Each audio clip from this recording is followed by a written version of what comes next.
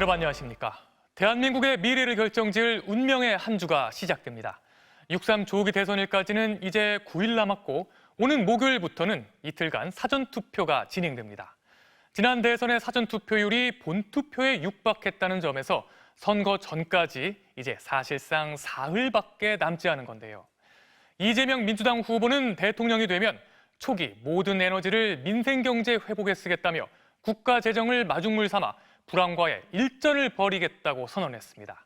또 김문수 후보와 이준석 후보를 내란 단일화 세력으로 비판하며 자신을 지지해달라고 호소했습니다. 신수아 기자가 보도합니다. 더불어민주당 이재명 후보가 당선 시 국정 최우선 순위는 민생경제 회복이라고 선언했습니다. 대통령 직속 비상경제대응 태스크포스 팀을 즉시 꾸리고 경기 부양을 위한 추경도 적극 고려하겠다고 밝혔습니다. 추가 추경을 통해서 지금 당장 급한 불을 좀 꺼야 될 것 같습니다. 골목 상권이나 민생의 어려움을 덜기 위한 추경에 집중해야 될 때라고 생각됩니다.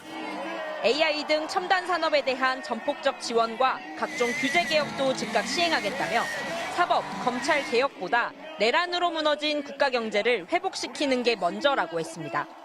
갈등적 요소가 적은 시급한 우리 국민들의 민생과 관련된 삶과 관련된 것에 우선적으로 집중하겠다. 이 후보는 정치 보복은 결단코 없을 것이라고 재차 강조했습니다. 민주주의와 국민을 위협한 내란 세력은 단호히 처벌해야 하지만 자신을 공격한 이들을 이기는 길은 국민이 잘 살고 경제가 성장하는 진짜 대한민국을 만드는 것이라고 규정했습니다. 저 이재명이야말로 낡은 이념의 시대, 무도한 분열의 정치를 끝낼 적임자라고 자부합니다. 이재명 후보는 캐스팅보트로 꼽히는 이곳 충청 지역을 찾아서도 민생경제의 어려움을 부각하며 중원 표심 확보에 나섰습니다. 무지한 사람들이 경제의 기본 원리를 무시하고 부자 세금 자기들이 깎아놓고 정부의 재정이 없으니까 지원하면 안 돼. 그냥 참아. 이러니 이 후보는 나흘 앞으로 다가온 사전투표에 대해 이번엔 주말이 아닌 평일 목요일과 금요일인 점을 꼭 기억해달라며 꿈과 희망이 넘치는 국민이 주인인 나라를 만들길 원한다면 반드시 투표해야 한다고 강조했습니다. MBC 뉴스 신수아입니다. 김문수 후보는 그동안 줄곧 부정선거론에 힘을 실으며 사전투표 제도를 비판해왔죠.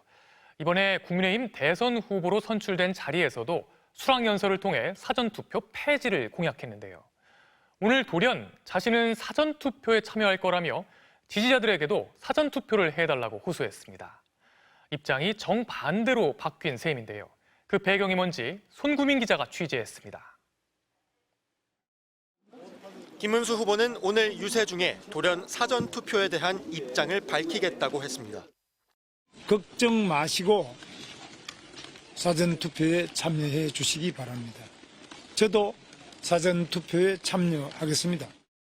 당장 제도 개선이 이뤄질 수 없는 게 저희들이 점검해본 현실이라며 사전투표 참여를 호소했습니다. 김 후보는 그간 줄곧 사전투표와 관련한 음모론에 동조해왔습니다.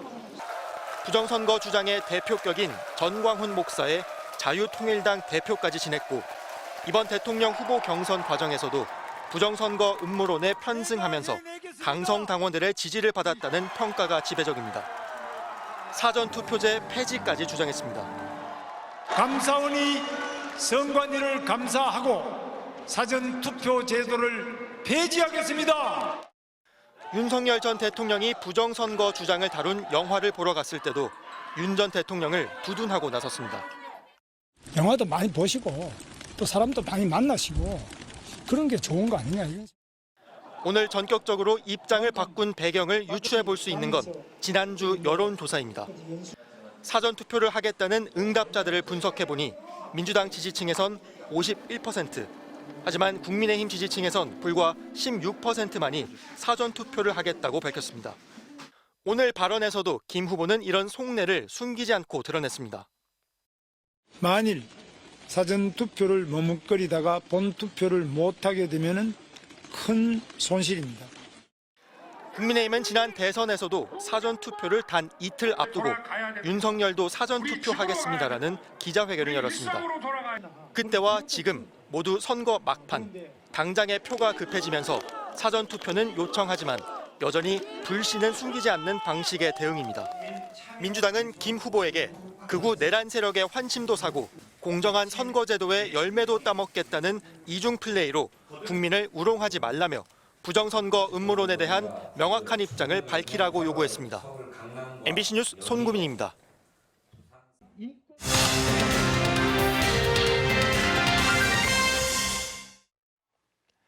지난 한 주 대선 후보 지지율은 또 어떤 변화가 있었을까요? 선거가 막바지에 이르면서 보수 지지층이 결집하고 있다는 조사가 있다라는데요. 누가 얼마나 마음을 바꿨을지 의미 있는 변화가 있는지 여론조사를 조사하다 여론M에서 장슬기 데이터 전문 기자가 분석해드립니다. 여론M이 꼽은 첫 번째 키워드는 보수 결집 어디서입니다. 2주간의 공식 선거 운동 기간 동안 이재명 후보의 지지율은 2.9%포인트 하락하고 김문수 후보는 4%포인트 상승하면서 두 후보자 차이 15.9%포인트에서 9%포인트로 한 자릿수로 줄어들었습니다. 김문수 후보의 지지율 상승은 지역별로 봤을 때는 충청과 서울 그리고 대구, 경북에서 이끌었는데요. 특히 대구, 경북에서는 김문수 후보와 이재명 후보의 격차 20%포인트까지 벌어졌습니다. 연령대로는요, 이렇게 50대와 60대, 70대 이상에서 골고루 5%포인트 가까이씩 올랐는데요. 의견을 유보하던 보수층이 결집했다고 볼 수 있을 것 같습니다. 가장 접전을 보이던 연령대인 60대에서는요, 윤석열 전 대통령이 탈당 이후 두 후보자의 차이 점점 벌어지고 있습니다. 이준석 후보도 지지율이 올랐는데 2030이 결집한 영향이 컸습니다. 특히 이 후보는 20대에서 TV토론 이후 지지율을 빠르게 올리면서 김문수 후보와의 자리도 바꿨습니다. 이재명 후보는 전 연령대에서 하락세를 보이고 있고요. 또 지역적으로는 충청을 제외한 모든 지역에서 지지율이 하락했습니다. 여론M이 선정한 두 번째 키워드는 흔들리지 않는 것입니다. 요동치는 지지율과 달리 이번 대선 성격이 무엇이냐고 묻는 질문에 대해서는 이 정권 교체라는 여론이 파면 이후 꾸준히 50% 후반대를 기록하고 있습니다. 공교롭게도 이재명 후보와 이준석 후보의 지지율을 합하면 이 수치에 거의 근접하죠. 김문수 후보의 지지율도 딱 정권 연장 여론 정도입니다. 결국 누구 지지층이 얼마나 더 많이 투표하느냐가 이번 선거의 변수가 될 것으로 보이는데요. 중앙선관위에서 조사한 연령별 투표 의향을 여론M 연령별 지지율에 대입해서 계산을 하면요. 이렇게 이재명 48.8%, 김문수 39%, 이준석 9.7%를 득표할 것으로 예상됩니다. 더 자세한 분석은 여론조사 종합포털 여론M에서 확인하실 수 있습니다. MBC 뉴스 장슬기입니다.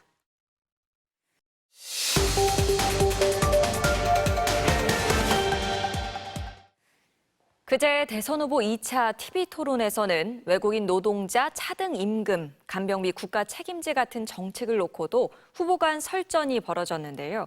특히 이준석 후보가 구체적인 사례와 금액을 언급하며 상대 후보들을 공격했는데 팩트체크 선택 2025에서 이준범 기자가 사실관계를 확인해봤습니다. 국내에서 일하는 외국인 노동자에게 최저임금보다 임금을 적게 주는 차등 임금제 도입을 공약한 이준석 후보. 이주 노동자에 대한 차별이라는 비판을 받자 이 후보는 캐나다에서 이미 시행한 사례가 있다고 반박했습니다.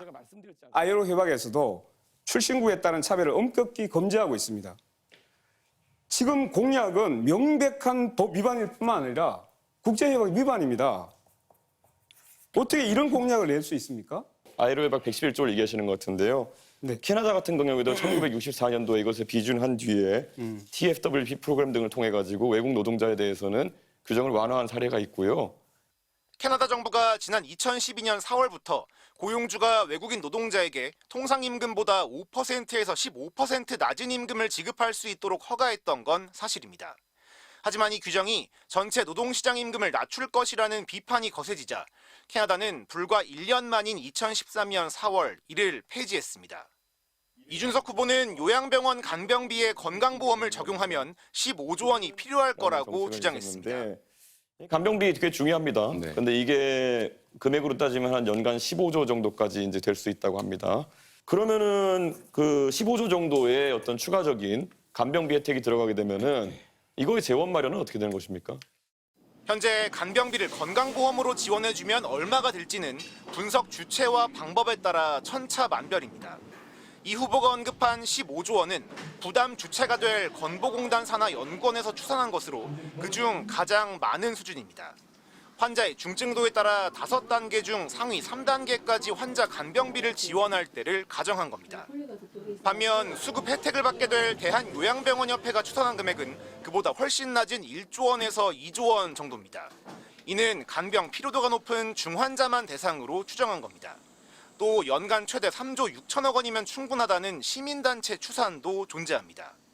고령화와 함께 간병살인이 잇따를 정도로 개인의 간병 부담이 급증하면서 앞으로 국가가 어떤 수준으로 간병비를 부담해야 할지는 논의가 필요한 상황. 따라서 간병비에 대한 건강보험의 부담 수준을 특정 금액으로 단정 지을 수는 없습니다. MBC 뉴스 이준범입니다. 국민의힘은 당 대선 후보 경선 때부터 줄곧 후보 단일화에 집착하다 사상 초유의 심야 후보 교체 사태까지 겪었죠. 결국 단일화는 하지도 못하고 당 내분만 커졌는데요. 대선 본투표용지 인쇄가 시작되고 사전투표까지 나흘밖에 안 남은 오늘도 후보 단일화에 매달렸습니다. 이 와중에 홍준표 전 대구시장은 사실상 이준석 후보를 지지하고 나섰습니다. 김민영 기자가 보도합니다. 연일 개혁신당 이준석 후보를 향한 단일화 구애에 나서고 있는 국민의힘 김문수 후보. 국민의힘 당대표 출신인 이 후보와 자신은 한 뿌리라고까지 강조했습니다. 원래 우리가 한 뿌리였기 때문에 같은 노력을 계속해 나갈 것입니다. 하지만 6월 3일에 사용될 본투표용지의 인쇄가 이미 시작됐고 사전투표를 나흘 앞둔 오늘도 단일화에 진척이 없는 상황. 홍준표 전 대구시장이 지지자들의 인터넷 소통 공간인 청년의 꿈에 올린 댓글입니다. 김문수, 이준석 후보 간 단일화를 요구한 나경원 의원을 비판하는 게시글에 홍 전 시장이 이준석에 대한 투표는 사표가 아니라 미래 투자라고 답한 겁니다. 이에 대해 이준석 후보는 홍 전 시장이 명시적으로 지지해 주신 거라고 못 박으며 환영했습니다. 아침에 제가 일어나 보니까 카카오톡으로 저에게 또 메시지를 여러 가지 조언을 보내주신 바가 있습니다. 양당 기득권 정치를 타파하는 것이 국민들의 기대다. 그리고 그래서 이준석에게 투표하는 것이다. 라고 이렇게. 김문수 후보는 불편한 기색을 숨기지 못했습니다. 미래를 보면은 투자일 수 있고 현재 시점에 보면은 그게 또 어떤 결과를 가져오겠느냐 이건 저보다 더 잘 아실 것으로 봅니다. 하와이 특사단이었던 김대식 의원은 특정 후보를 찍으라는 말이 아니라며 이준석 후보 역시 언젠가는 함께할 사람이라는 포용의 메시지라며 의미 축소에 나섰지만 국민의힘 내에선 홍 전 시장의 글을 사실상 이준석 후보 지지글로 해석하는 분위기가 친한동훈계를 중심으로 감지되고 있습니다. 박정훈 의원은 이런 자가 우리 당 대표였다니 그냥 하와이에 정착하시길 바란다고 비판했고 김근식 송파병 당협위원장도 국민의힘 후보 말고 이준석 후보를 찍으라고 하는 건 자가당착, 후한무치, 적반하장이라며 날선 발언을 가했습니다. MBC 뉴스 김민영입니다.